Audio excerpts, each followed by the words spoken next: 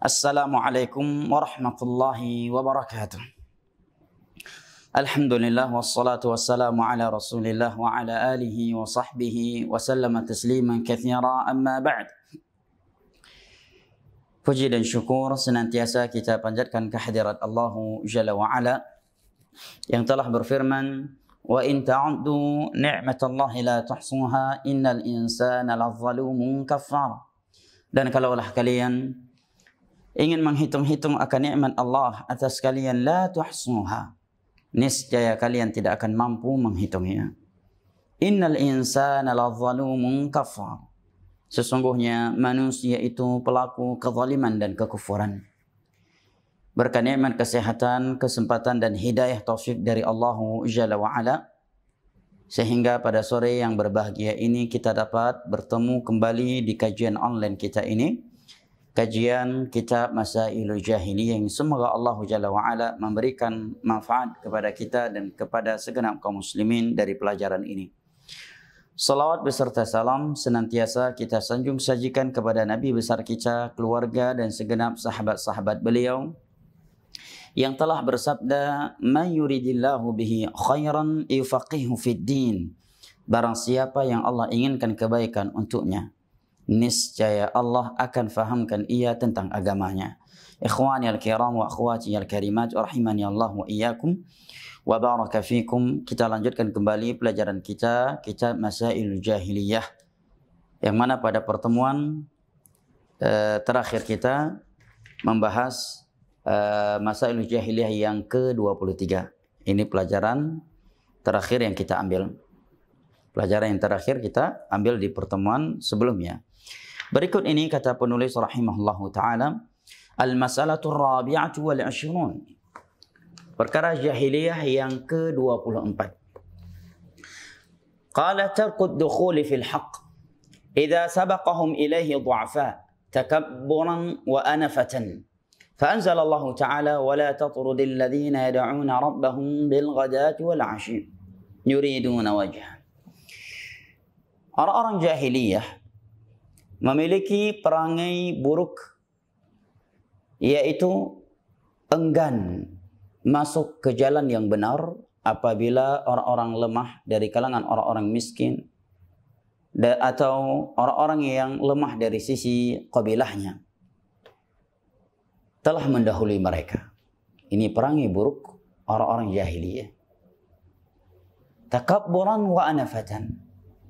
Sebab yang membuat mereka bersikap seperti itu adalah kesombongan dan keangkuhan.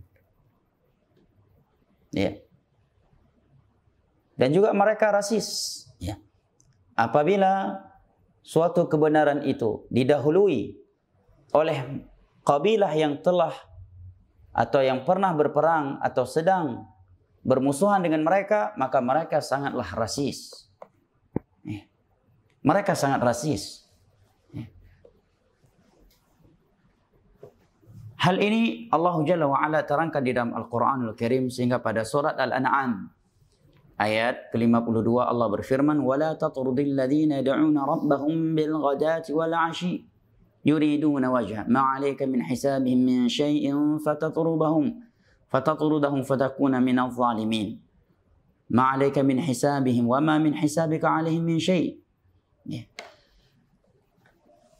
Allah Jalla wa Ala menegur Nabi kita sallallahu alaihi wasallam dengan firman-Nya, janganlah engkau mengusir sahabat-sahabatmu yang mentauhidkan Allah Jalla wa Ala, yang berdoa beribadah kepada Allah siang hari atau di sore hari. Mereka adalah orang-orang yang mentauhidkan Allah, beribadah kepada Allah, mengharap wajah Allah Jalla wa Ala. Demi mereka, orang-orang jahiliyah, kaum musyrikin, sungguh hisabmu bukan mereka yang mempertanggungkannya, sebagaimana hisab mereka bukanlah engkau yang mempertanggungjawabkannya. Jika engkau mengusir para sahabatmu, niscaya engkau akan menjadi orang-orang yang zalim. Pada pertemuan yang lalu atau di beberapa pertemuan sebelumnya, Syekh Muhammad bin Abdul Wahab sebenarnya telah membahas pembahasan ini. Ya, hanya saja dengan konteks yang berbeda, tetapi poin dan maksudnya sama ya. Maka sebenarnya pembahasan yang ke-24 ini sama dengan beberapa pembahasan yang telah beliau sebutkan di poin-poin sebelumnya. Ya. Dan telah kita terangkan sebab nuzul ayat ini, sebab turun ayat ini, yaitu tatkala ada beberapa kaum musyrikin ingin bertemu dan diskusi kepada Nabi SAW, akan tetapi mereka membuat syarat, yaitu agar Nabi SAW tidak membiarkan sahabat-sahabatnya yang lemah dari kalangan orang-orang miskin atau budak sahaya seperti Bilal, Salman, Al-Farisi, Suhaib bin Sinan, dan yang lainnya ada di sisi Nabi SAW ikut serta di dalam majlis tersebut. Maka Allah Jalla wa'ala pun menurunkan ayat ini kepada Nabi SAW. Maka kita tidak panjang lebar dalam menjelaskannya, karena poin ini telah kita terangkan panjang lebar di beberapa poin yang lalu yang disebutkan oleh penulis rahimahullahu ta'ala. Ya. Baik. Kemudian kata penulis rahimahullahu ta'ala, al-masalatul khamisatu wal 'ishrun. Perkara jahiliyah yang ke-25 adalah al-istidlalu ala butlanihi bisabqid du'afa. Mereka menilai suatu jalan, suatu kebenaran itu kebatilan tatkala orang-orang lemah telah mendahului mereka dalam melaksanakan kebenaran tersebut.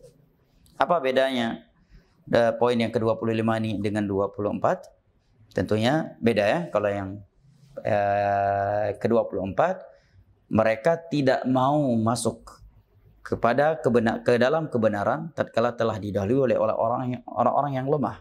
Kalau yang kelima, mereka menjadikan dalil batilnya sesuatu tatkala orang-orang lemah telah mendahului mereka atau yang pertama kali melakukannya. Ini perbedaan yang jelas ya. Kalau ini terkait menjadikannya sebagai dalil, kalau yang sebelumnya mereka tidak mau menerima kebenaran tatkala telah didahului oleh orang-orang yang lemah.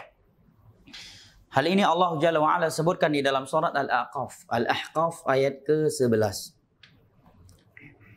Allah Jalla wa'ala menyebutkan ucapan mereka ketika disuruh kepada kebenaran. Mereka menyatakan, "Lau kana khairan ma sabaquna ilaih."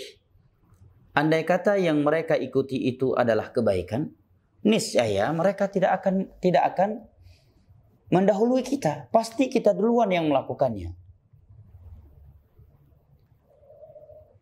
Tidak mungkin mereka yang mendahului kita. Dan apabila mereka mendahului kita di dalam mengikuti dakwah yang dibawa oleh Muhammad, berarti itu kebatilan. Karena mereka orang-orang yang lemah. Ya. Karena mereka orang-orang yang lemah. Ini dalil mereka. Ya, yang sebenarnya adalah standar ganda. Menjadikan batilnya dakwah Nabi kita sallallahu alaihi wasallam dengan alasan karena yang mendahului mereka atau orang-orang yang pertama kali mengikuti dakwah Nabi sallallahu alaihi wasallam adalah orang-orang yang lemah. Ya. Padahal kalau mereka mau jujur di dalam menilai, kaidah itu sendiri andai kata diterima juga tidak sesuai dengan fakta. Ya. Karena apa?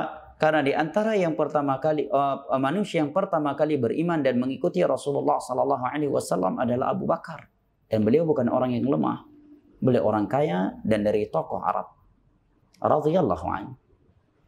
Juga dari kalangan wanita adalah Khadijah radhiyallahu anha, ummul mukminin.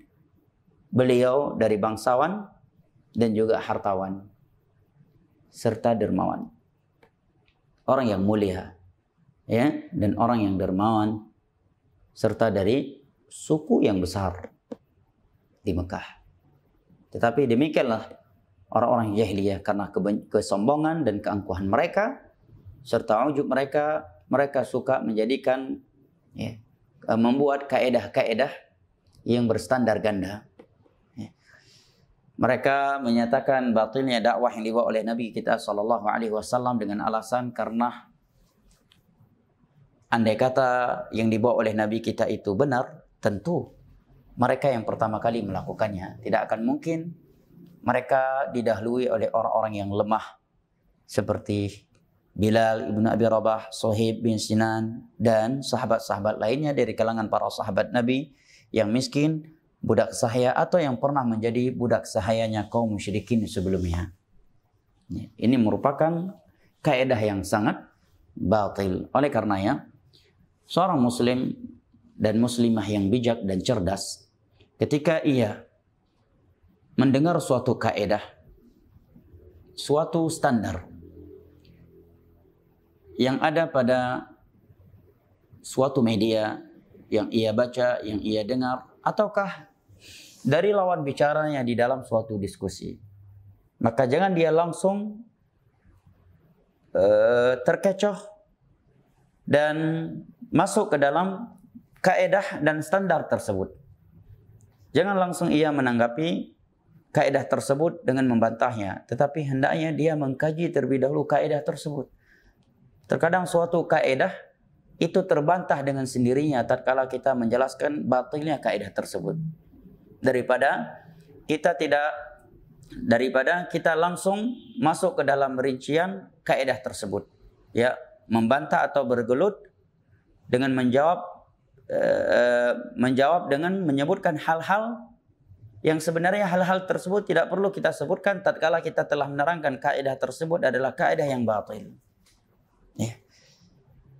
Dan apabila kaidah tersebut dalam perkara agama, maka tinggal kita perhadapkan kepada Al-Quranul Karim dan hadis-hadis Nabi sallallahu alaihi wasallam dengan pemahaman para sahabat Nabi sallallahu alaihi wasallam.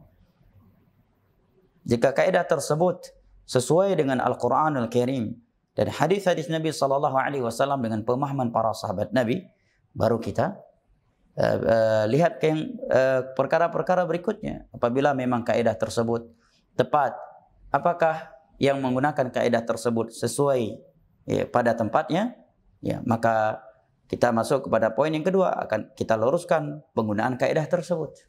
Ya. Tetapi ada memang terkadang satu kaidah disampaikan oleh seseorang, kita tidak perlu meluruskan dia dalam menempatkan kaidah tersebut. Bahkan kaidah itu sendiri dari awal sudah harus kita tolak dan harus kita bungkam dia dalam menggunakan kaidah tersebut tatkala kaidah tersebut bertentangan dengan Al-Qur'anul Karim dan hadis-hadis Nabi sallallahu alaihi wasallam dengan pemahaman para salaf. Adapun dalam urusan dunia, maka ini ahlinya. Setiap perkara dunia ada ahlinya, ya. Apabila seorang teknik membuat suatu kaidah dalam suatu pembangunan, maka akan kita nilai dengan ilmu yang ada di dalam dunia teknik. Ya. Demikian pula dalam kaidah-kaidah lainnya.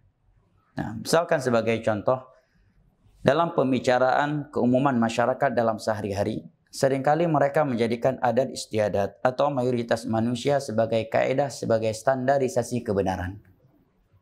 Maka kita jangan langsung tersibukkan dengan meluruskan bahwa yang saya lakukan juga hal yang diikuti oleh mayoritas manusia. Dari awal kita sudah mampu menolak kaidah itu. Karena kaidah tersebut adalah kaidah yang batil, bertentangan dengan Al-Quranul Karim. Karena Allah tidak pernah menjadikan adat istiadat suatu negara, suatu tempat, suatu daerah atau mayoritas manusia sebagai standarisasi kebenaran.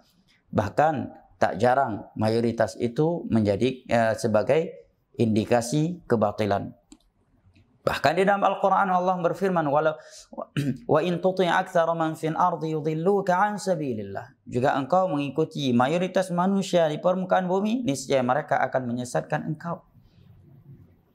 Allah juga berfirman menyebutkan sumpah iblis kepada Allah Jalla wa Ala yang Allah benarkan. Ya, wala tajidanna aktsarahum, ya, wala tajidanna aktsarahum syakirin wala tajidanna aktsarahum syakirin. Engkau tidak akan mendapatkan hamba-hambamu mayoritas mereka bersyukur. Artinya mayoritas mereka adalah orang-orang yang kufur. Wa laqad saddaqa 'alaihim iblis wa dhannahu fattaba'uhu illa qalilan minhum. Sungguh telah benar sangkaan iblis tentang mereka ini, anak Adam. Kebanyakan mereka mengikuti bisikan dan jaratan iblis, kecuali kaum minoritas dari mereka. Naam. Baik, masailul jahiliyah yang ke-26 adalah, kata penulis, al-masalatu sadisatu wal 'ishrun. Masailul jahiliyah yang ke-26 adalah tahrifu kitabillah min ba'di ma aqaluhu wa hum ya'lamun. Mereka ahlul kitab dari kalangan Yahud wan Nasara yang memiliki kitab samawi yang Allah turunkan kepada nabi mereka, Taurat yang Allah turunkan kepada Nabi Musa alaihi salam, Injil yang Allah turunkan kepada Nabi Isa alaihi salam, dan as-suhuf yang Allah turunkan kepada Nabi Ibrahim alaihi salam. Mereka mentahrifkannya. Mereka mentahrif. Apa itu tahrif? Tahrif dari kata harrafa yuharrifu.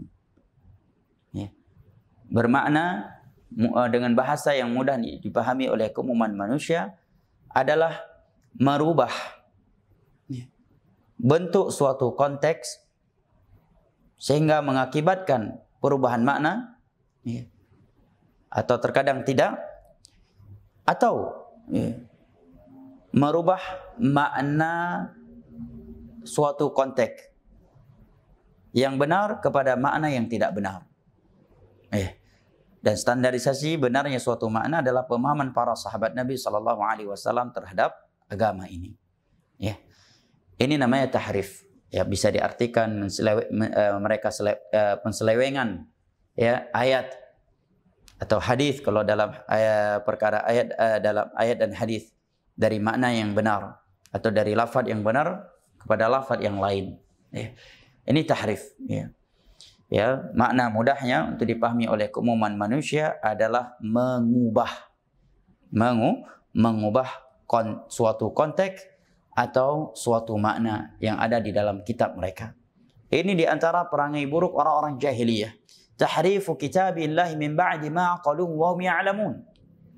Mereka mengubah kitab yang Allah turunkan kepada mereka sementara mereka mengetahui apa yang benar. Min ba'di ma aqalu, setelah mereka mengetahuinya, memahaminya, wa hum ya'lamun, dan dalam keadaan mereka tahu bahwa yang benar tidak demikian. Bahkan tak segan-segan mereka terkadang menutup dan menghilangkannya.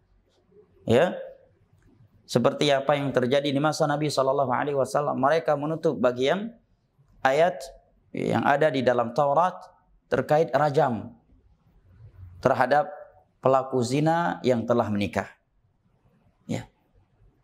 Itu adalah suatu hukum yang ada di dalam agama Yahud, dalam Taurat, tetapi mereka menyembunyikannya.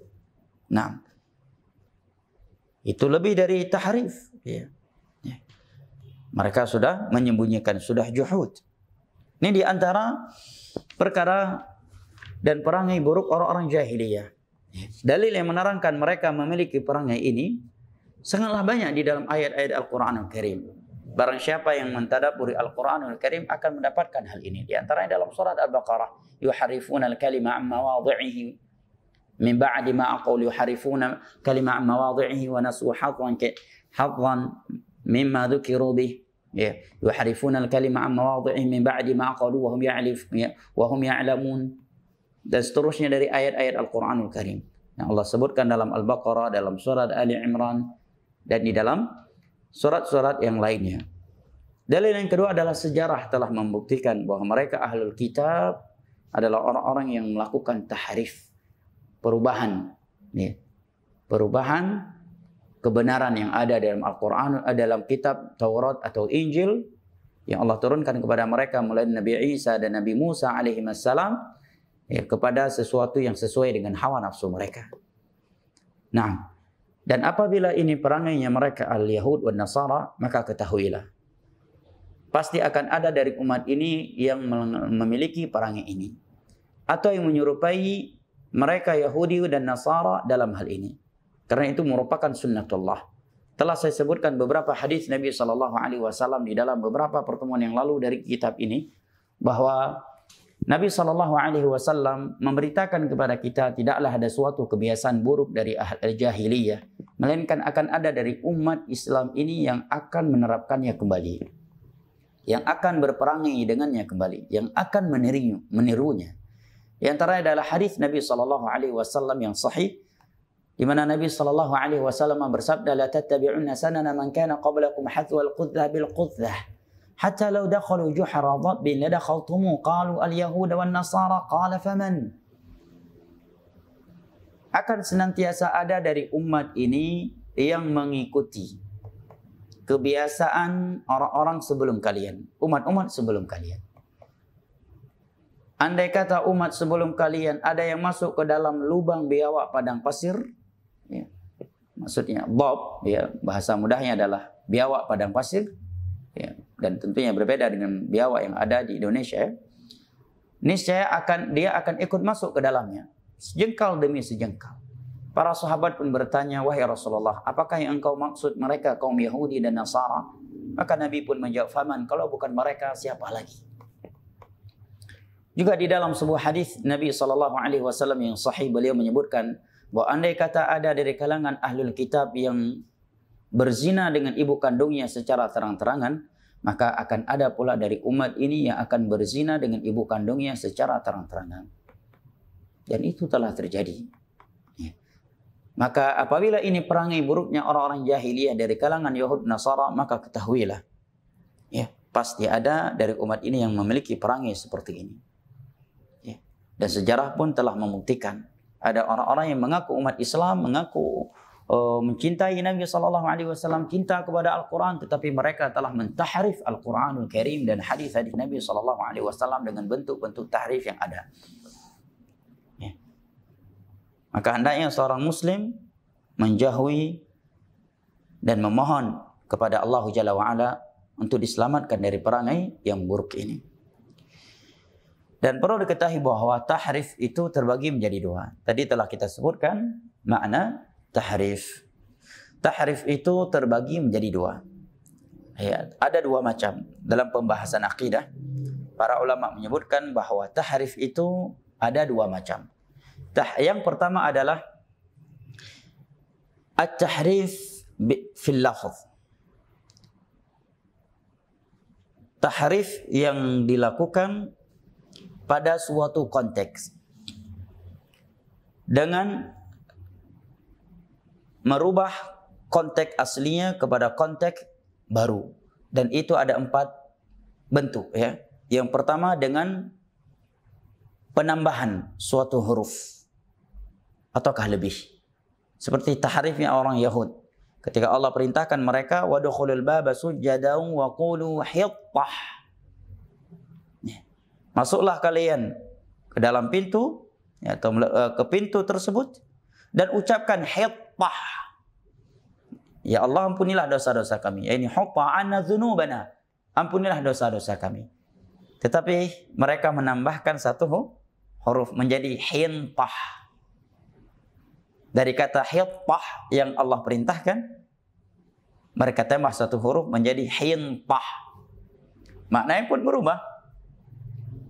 Hintah artinya biji gandum. Lihat bagaimana mereka bermain-main dengan agama Allah Jalla wa'ala. Oleh karenanya telah kita bahas di pertemuan yang lalu bahwa di antara perangai buruknya orang jahiliyah adalah mempermainkan agama Allah Jalla wa'ala. Dan sangat disayangkan sikap itu juga ada pada sebagian orang yang ngaku cinta Allah dan cinta Rasul. Mereka mempermainkan agama Allah Jalla wa'ala di meja kopi, di depan meja kopi mereka, ya, di dalam medsos mereka dan seterusnya. Dan itu salah satu dari pembatal Islam menurut kesepakatan seluruh ulama. Ya. Baik. Bentuk yang kedua dari tahrif di dalam lafaz suatu konteks adalah dengan pengurangan, ya, dengan dia kurangi salah satu dari satu huruf atau lebih dari suatu kata sehingga mengakibatkan perubahan makna dan bentuk lafaz tersebut. Bentuk yang ketiga dari bentuk tahrif pada lafaz suatu konteks adalah dengan merubahkan harokat. Dia tidak menambahkan suatu huruf dan tidak pula menguranginya, tetapi dia mengubah harokat suatu kata yang bisa mengakibatkan perubahan makna. Ya.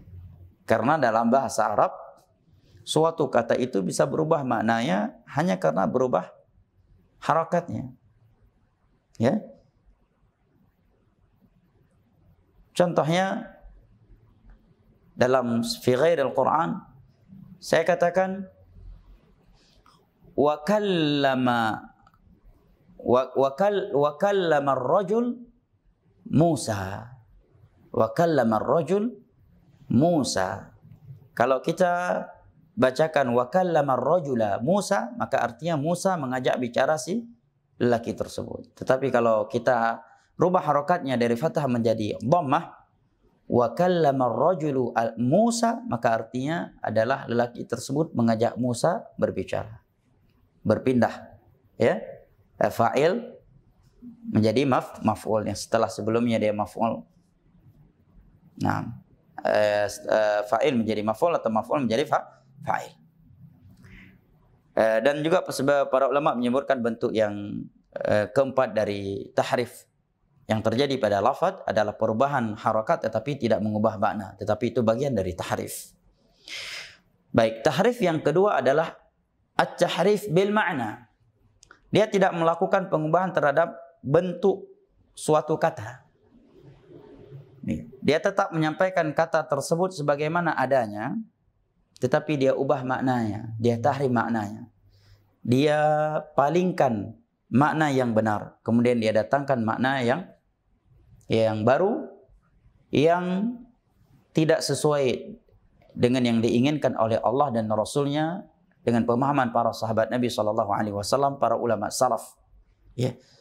Kemudian antara dua penafsiran tersebut ada sisi keterkaitannya atau kesamaannya di sebagian sisi. Ya.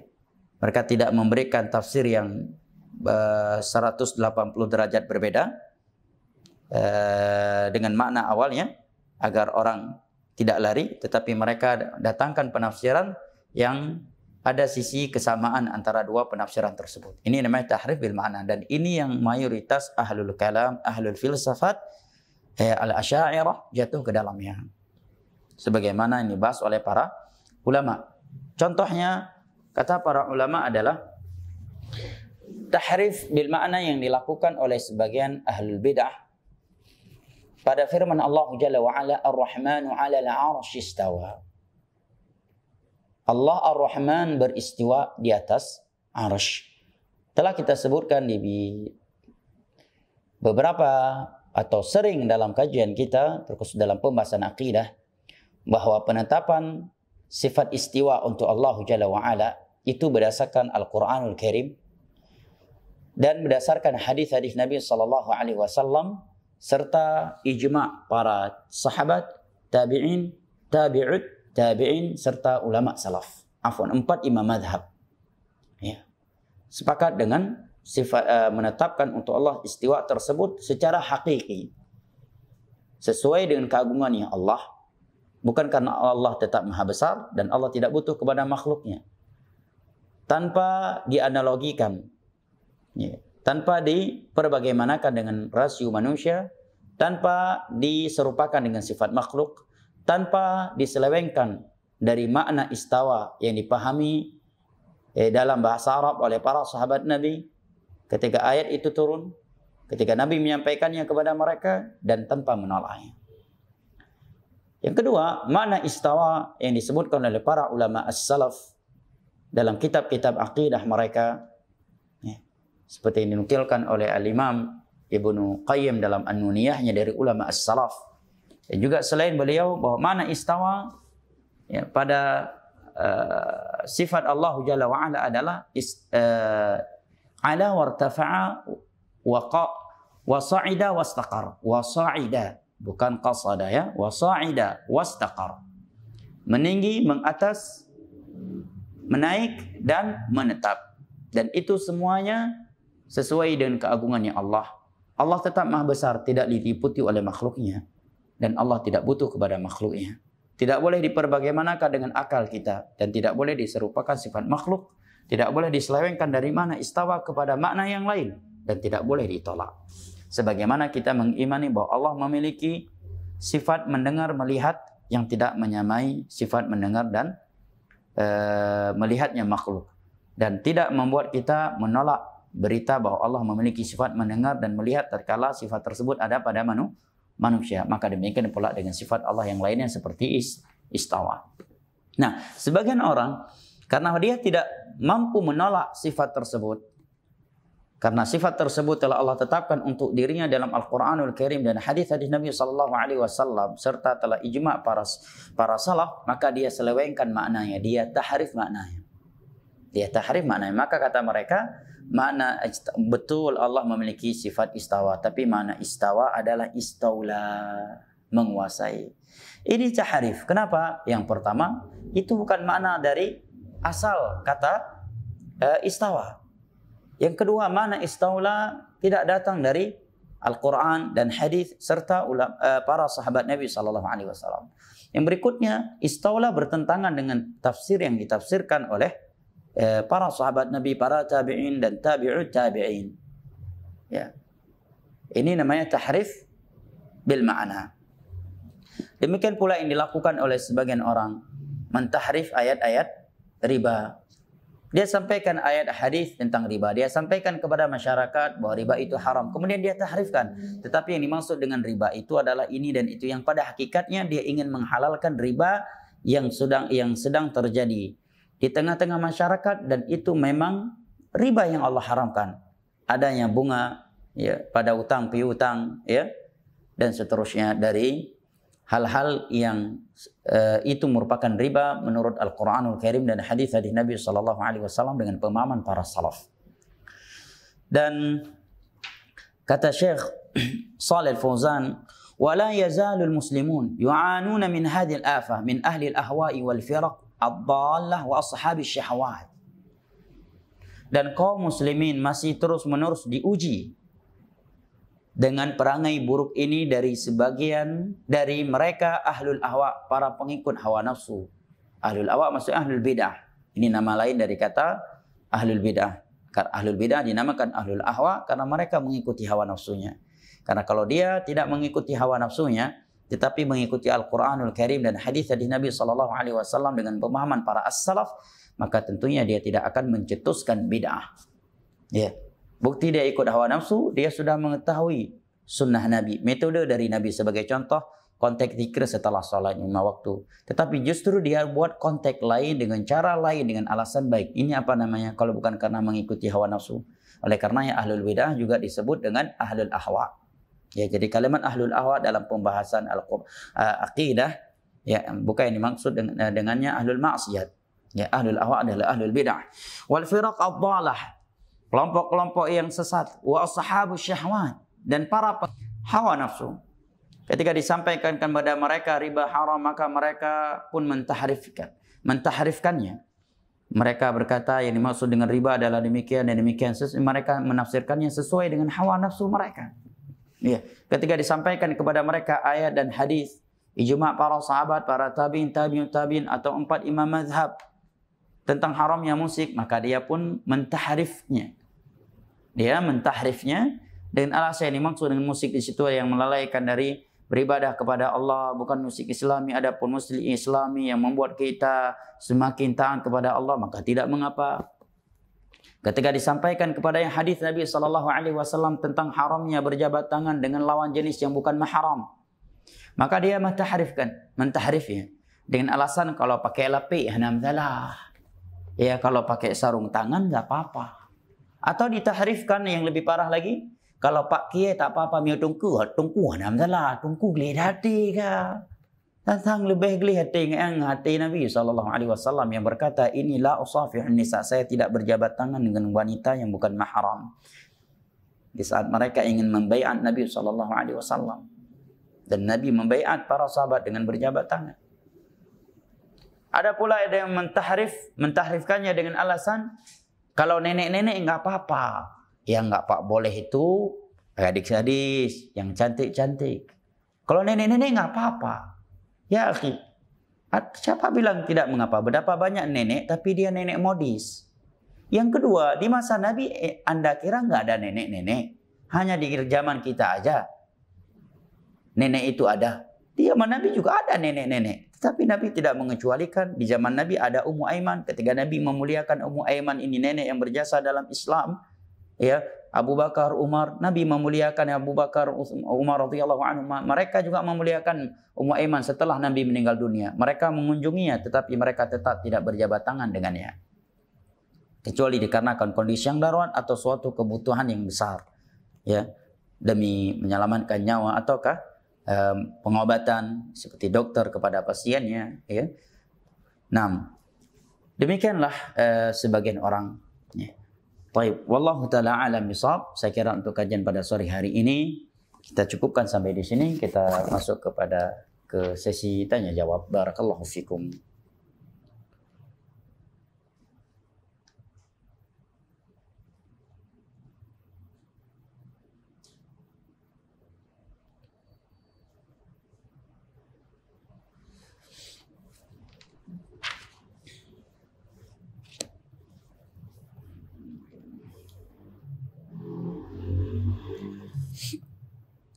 Pertanyaan-pertanyaan sebelumnya masih ada yang belum terjawab, Bang, ya? Nah.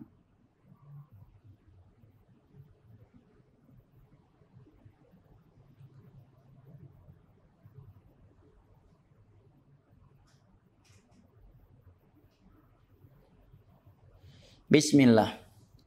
Kak mau nanya, ada sebuah cerita. Seorang dokter yang bekerja, ini sebagaimana di pertanyaan, seorang dokter yang bekerja di sebuah klinik milik orang lain. Di klinik itu sudah disediakan semua peralatan dan obatnya. Dia bekerja sebagaimana dokter menangani pasien seperti biasanya. Tapi dokter ini mengambil duit klinik itu dengan cara menambah obat lain. Ketika pasien berobat di mana obat yang ditambah itu dibeli dokternya sendiri, bukan dari klinik yang disediakan. B. Pekerja lain merasa apa yang dikerjakan dokter tersebut enggak tahu salah atau benar dan tidak tahu harus berbuat apa. Jadi, dari cerita itu bagaimana sebaiknya yang dilakukan si B kepada si A dan kepada pemilik kliniknya. Si B ini adalah bawahan si A. Syukran jazakumullah khairan. Wallahu a'lam bishawab. Tentu semua pemilik klinik tidak rela apabila ada dokter yang dipekerjakan olehnya di klinik tersebut melakukan hal ini. Karena saya kira hal yang seperti ini adalah sesuatu yang telah disepakati untuk tidak dilakukan. Ya. Karena kalau itu sesuatu yang diperbolehkan, ya apa maknanya dia pekerjakan dokter tersebut di klinik tersebut, di semua obat dan peralatan telah ada. Jika ini menyelisih peraturan yang telah diberikan oleh si pemilik klinik, maka dokter yang melakukan hal ini dia telah berkhianat. Dan itu tidak pantas bagi seorang muslim. Terlebih lagi kalau dia telah menandatangani atau menyetujui ketentuan tersebut. Allah berfirman dalam surat Al-Anfal, ya ayyuhalladzina amanu la takhunullaha war rasul wa takhunu amanatikum wa antum ta'lamun. Wahai orang-orang yang beriman, janganlah kalian mengkhianati Allah, mengkhianati Rasulnya, dan khianat di antara kalian dalam keadaan kalian tahu. Nabi SAW juga bersabda, ayatul munafik thalath.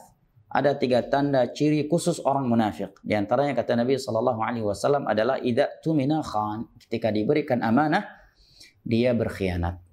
Ya, khianat dalam amanah adalah dengan melakukan sesuatu yang tidak boleh ia lakukan secara syar'i dan secara uruf, atau dia meninggalkan sesuatu yang harus ia lakukan secara syar'i atau uruf. Ya, ini namanya khianat.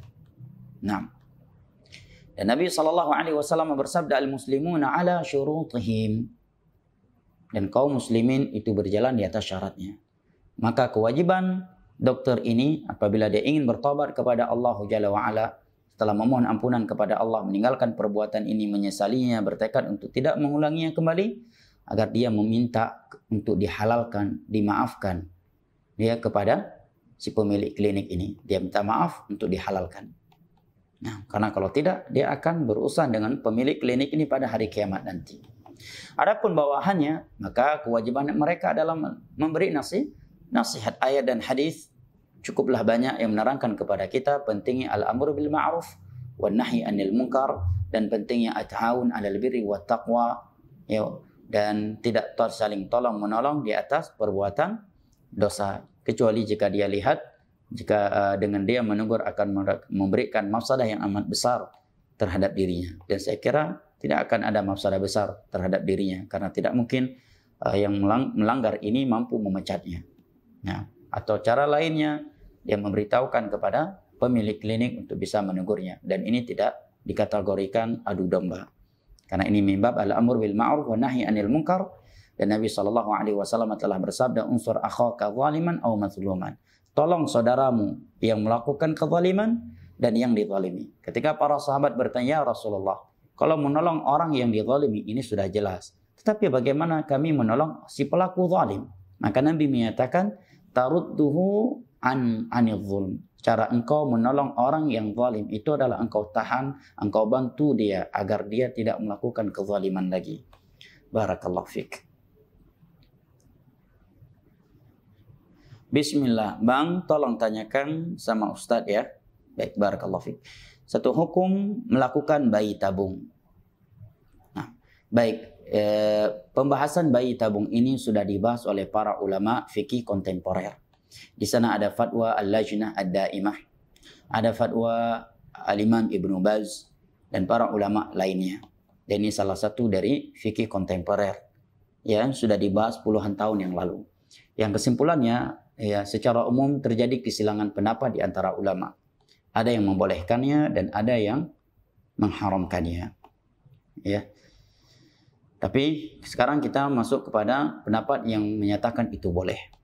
Ya. Dan saya sendiri lebih condong kepada pendapat yang menyatakan boleh, tetapi perlu diketahui beberapa syarat. Ya, yang pertama, sebelumnya kita mengetahui alasan bolehnya. Yang pertama kata Syekh bin Baz, karena hal ini sesuatu yang sangat dibutuhkan oleh setiap muslim dan muslimah. Karena tidak mungkin ada seorang muslim dan muslimah yang melakukan pernikahan dan tidak menginginkan adanya anak keturunan. Dan ini adalah salah satu dari tujuan besar dari ibadah pernikahan yang dianjurkan oleh Allah dan Rasul-Nya. Nah, dan kaidah Al-Quran dan hadis secara umum menuntut kita untuk melakukan sesuatu maslahat yang rajihah ataukah maslahat yang khalisah, yang terkadang ketika melakukannya harus melakukan suatu mafsadah yang tidak lebih besar daripada masalah rajah atau yang khalisah tersebut. Dan Syekh bin Baz atau ulama lainnya yang berpendapat itu boleh, mereka menyebutkan beberapa syarat. Yang pertama, jika dia wanita tersebut wajib mendatangi dokter yang perempuan. Dokter yang perempuan. Ya. Kecuali dia sudah berusaha sekuat tenaga, tidak mendapatkan dokter perempuan kecuali dokter laki-laki, maka tidak mengapa. Yang kedua, dokter tersebut dipastikan seorang yang amanah. Jangan sampai nanti dia menggunakan sperma orang lain, karena dia khawatir kalau tidak berhasil, dia harus mengembalikan uang yang telah ia terima.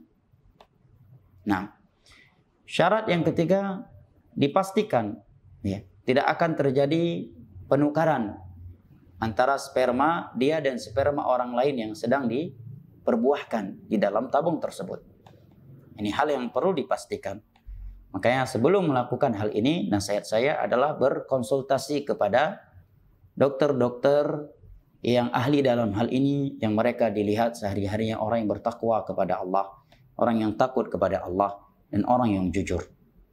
Apakah melakukan hal ini efektif, ya, besar manfaatnya? Kalau mereka menyebutkan manfaatnya kurang atau banyak akibat yang fatal secara agama dan secara dunia, maka hal yang seperti ini hendaknya ditinggalkan. Tapi secara hukum syar'i, ya, maka sesuai dengan apa yang saya sebutkan di atas dari fatwa para ulama, dan di antara yang berpendapat boleh dengan syarat-syarat di atas adalah fatwa Al-Imam Ibnu Baz rahimahullahu ta'ala. Barakallahu fiik. Apakah anak angkat bisa memberikan syafaat kelak di akhirat? Perlu diketahui bahwa anak angkat itu tidak mengambil hukum anak asli. Bahkan lebih tepat, tidak ada istilah anak angkat di dalam Islam. Nabi SAW sebelumnya memiliki anak angkat yang bernama Zaid bin Harithah. Sampai-sampai beliau, Zaid bin Harithah ini dipanggil di masa itu sebagai Zaid bin Muhammad, anaknya si Muhammad. Karena saking cintanya Nabi kepada dia dan saking dekatnya Nabi dengan ia. Sampai-sampai ketika pamannya datang ingin mengambilnya, ya Nabi memberikan pilihan, tetapi Zaid memilih Nabi Muhammad SAW. Kemudian turun teguran Allah dari surat Al-Ahzab. Ayat dalam surat Al-Ahzab, saya lupa nomor ayatnya, yang jelas di halaman pertama. Allah katakan, Udu'uhum li'abaihim. Ya. Panggil saja, binkan mereka kepada ayahnya. Fa'ilam ta'alamu aba'ahum fa'ikhwanukum. Ya. Kalau mereka kalian tidak tahu di mana ayahnya, cukup kalian panggil dia saudara kalian, jangan kamu panggil anak. Ya. Atau panggil dia sebagai budak jika dia adalah budak sahaya kalian. Dzali aqsatu 'indallah. Yang demikian itu lebih adil di sisi Allah. Maka anak angkat tidak mengambil yang pertama, tidak ada anak angkat di dalam Islam, dan mimbab menggunakan kata yang berjalan tengah manusia bahwa anak angkat tidak mengambil hukum anak asli dari sisi warisan dan dari sisi kemahraman, kecuali anak angkat tersebut telah disusui dengan cara yang dibenarkan oleh syar'i, yaitu di bawah umur 2 tahun dengan jumlah 5 kali dan mengenyangkan. Maka dia bisa ya mengambil hukum nasab dari sisi kemahraman atau warisan. Barakallahu fik. Adapun dari sisi memberikan syafaat, maka ketahuilah bahwa yang akan memberikan syafaat kepada seorang muslim itu tidak hanya anak kandungnya sendiri, bahkan saudara muslimnya, saudaranya yang lain, sahabatnya yang muslim, yang dia berteman dengannya di atas keimanan, di atas takwa. Mereka dulu saling salat bersama, haji bersama, ya, dan saling bertahun di atas birri wa taqwa. Maka pada hari kiamat mereka akan saling memberi syafaat di antara mereka. Bahkan di dalam hadis Abu Sa'id yang diriwayatkan oleh Al-Imam Al-Bukhari radhiyallahu an Abi Sa'id, Nabi menyebutkan bahwa Allah memberikan izin kepada penduduk syurga, ya, untuk memberikan syafaat kepada saudara-saudara mereka, kawan-kawan mereka ketika di dunia, tatkala mereka tidak melihat mereka di dalam syurga. Maka Allah katakan, ya, keluarkan mereka dari syurga dengan izinku. Nah, barakallahu fiik. Jika hak orang tersebut adalah orang yang saleh, maka insya Allah mereka akan memberikan syafaat kepada saudara mereka yang muslim dengan izin Allah Jalla wa'ala, jika mereka ahli tauhid, dan yang akan diberikan syafaat tersebut juga dari kalangan ahli tauhid. Barakallahu fiik. Baik, sisa beberapa pertanyaan saya mohon maaf, kita lanjutkan pada pertemuan besok. Insya Allah pertanyaan-pertanyaan yang belum terjawab akan kita bacakan di pertemuan berikutnya. Mohon maaf karena sesuatu hal yang membuat saya harus tidak meneruskan bacaan pertanyaan, ya, karena ada suatu hajat. Insyaallah akan kita bacakan pada pertemuan berikutnya. Barakallahu fikum wa sallallahu ala nabiyyina Muhammad wa ala alihi wa sahbihi wasallam wa akhiru da'wana anil hamdulillahi rabbil alamin. Subhanakallahumma wa bihamdik asyhadu an la ilaha illa anta astaghfiruka wa atubu ilaik. Wassalamu alaikum warahmatullahi wabarakatuh.